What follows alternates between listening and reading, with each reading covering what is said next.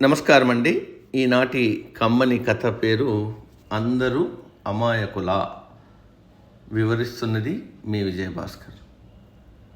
అక్బరు చక్రవర్తి తన పరిపాలనలోని ప్రజలంతా అమాయకులని, తన ఆజ్ఞను జవదాటరాని అనుకునేవాడు.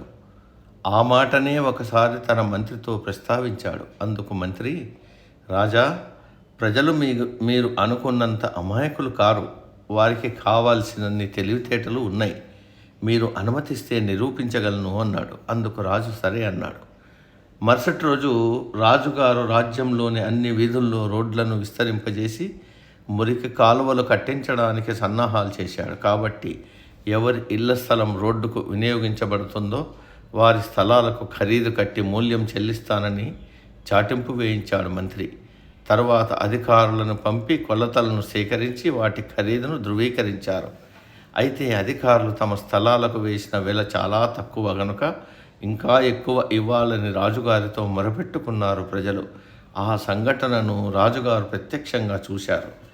తిరిగి 3 మాసాల తర్వాత రాజుగారు ఇంటి పన్ను సరిచేయాలని ఆలోచిస్తున్నారని, అందుకు సంబంధించి తమ ఇంటి ఖరీదు ఎంత ఉంటుందో లిఖితపూర్వకంగా రాసివ్వాలి, దాన్ని బట్టి పన్ను వేస్తాం అని ప్రజలందరికీ చాటింపు వేయించారు. ప్రతి వారు తమ ఇంటి స్థలం విలువ బాగా తగ్గించి రాసిచ్చారు. ఏ స్థలానికైతే ఇంతకుముందు ఎక్కువ విలువ ఉన్నది కనుక నష్టపరిహారం ఎక్కువ చెయ్యాలని మొరపెట్టుకున్నారో అదే స్థలానికి చాలా తక్కువ విలువ కట్టించారు.